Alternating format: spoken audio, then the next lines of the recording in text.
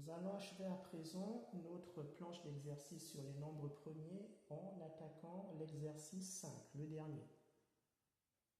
Exercice 5.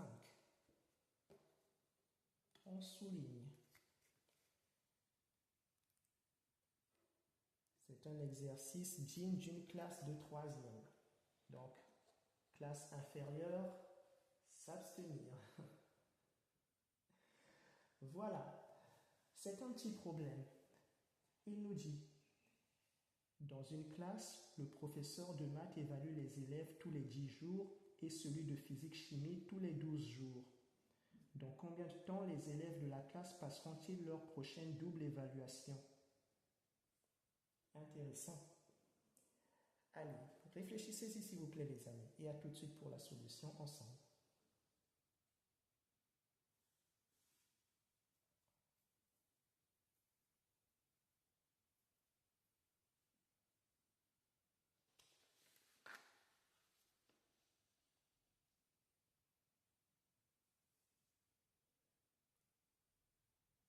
Bien, alors, c'est parti pour la solution de cet exercice final de la planche. Déjà, essayons de comprendre ce qui se passe. C'est toujours bien de schématiser un peu les choses. Ça permet de mieux voir le problème. Nous allons donc nous servir de notre petit brouillon pour expliquer. On va donc nous parler du prof de maths. Celui de maths par ici, d'accord? Qui évalue ses élèves tous les 10 jours. Ce qui signifie que un premier groupe de 10 jours, il va faire une évaluation. Les 10 jours suivants, après ce premier groupe, il va en faire une autre d'évaluation, ce qui fera donc dans 20 jours. Et après, dans 30 jours, et ainsi de suite. Donc, on va dire pour comprendre, déjà en partant de 0, 10 jours après, il va faire une évaluation. Puis, après ces 10 jours, on sera à 20 jours à partir de 0, en partant de 0. Donc, ici 10 jours après, donc 20 jours en partant de 0, il en fera une autre. Et ainsi de suite. Il évoluera comme ça, de 10 jours en 10 jours. Ça fait penser à une sorte de multiplication si on observe les chiffres, vu leur évolution. Vous prenez 10.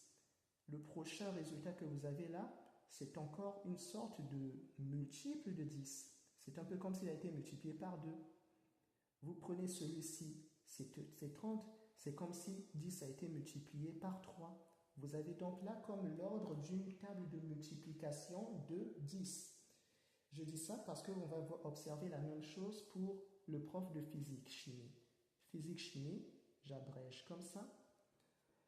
Lui, ses évaluations se passent tous les 12 jours. Donc, si on part de 0, la première évaluation aura lieu dans 12 jours, puis la deuxième aura lieu dans 12 autres jours, donc 24 jours après, en partant de 0, et la prochaine encore dans 12 jours, ce qui fera 36 jours après le 0, après le jour de départ, et ainsi de suite. Ça évolue comme ça, ainsi de suite.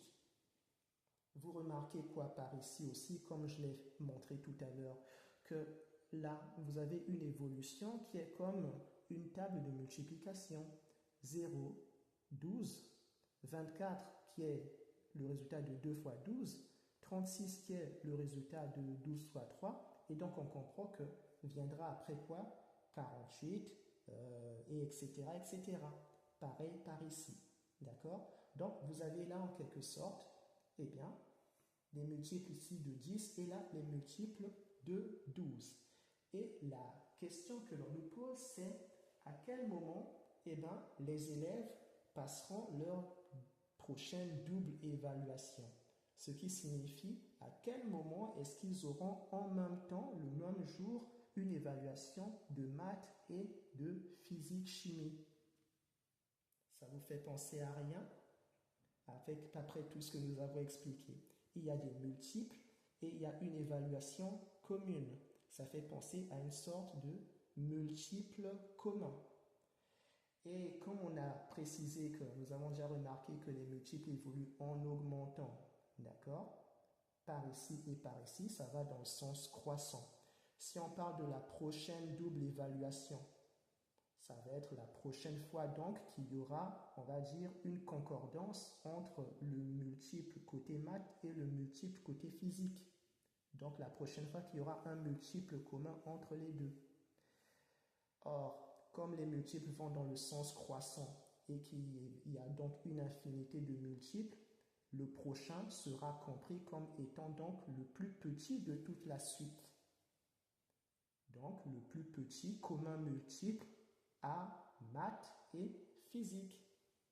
Du coup, donc, la résolution du problème va passer par le PPCM, donc de 10 et de 12, tout simplement. Voilà ce qu'il fallait comprendre. Maintenant que nous avons la clé, nous pouvons la mettre en pratique.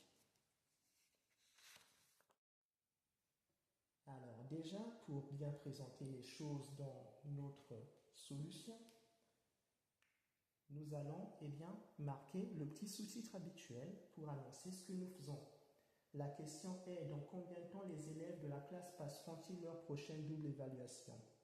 Ça va être juste une proposition, chacun peut le formuler comme il veut, mais moi je pourrais vous proposer de dire, tout simplement, dans combien de temps la classe passera la prochaine double évaluation? On la reprend.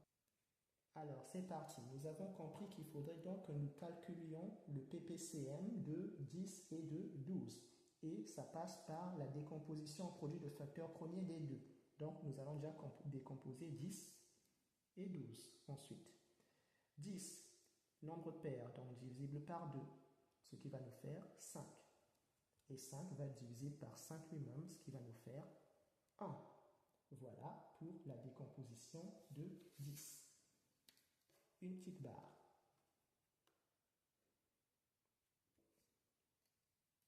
Même chose pour 12. Par ici.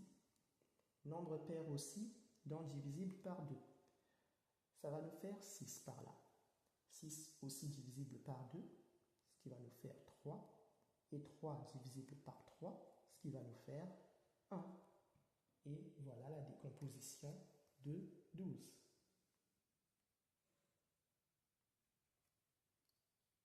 On reste concentré. Nous allons donc écrire proprement ici que donc 10 est égal à 2 fois 5. Et que là, 12 est égal, lui, à 2 au carré, 2 puissance 2, fois 3. Et voilà. Et donc, le PPCM de 10 et de 12 va être égal, on va prendre tous les facteurs existants, d'accord, en prenant bien sûr avec eux les puissances les plus hautes. Il y a 2 qui existent. La puissance la plus haute pour 2 qui existe, c'est 2. Donc on prend 2 puissance 2. Il y a 5 qui existent, on le prend. Et il y a 3 qui existent, on le prend aussi. Et voilà donc en résumé ce qui va faire l'opération du calcul du PPCM.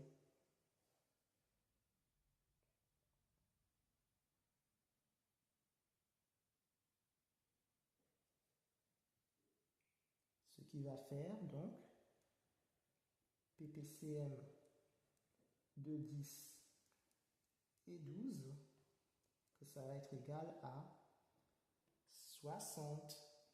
Voilà, donc on va comprendre que les élèves passeront leur prochaine évaluation, leur prochaine double évaluation dans 60 jours. Nous pouvons encadrer PPCM et mettre la petite phrase de conclusion. Et voilà pour la petite phrase de conclusion. Donc, on va dire donc les élèves ou la classe, on peut dire les élèves, passeront leur prochaine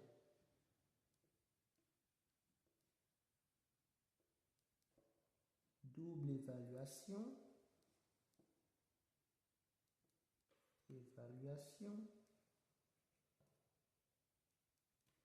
dans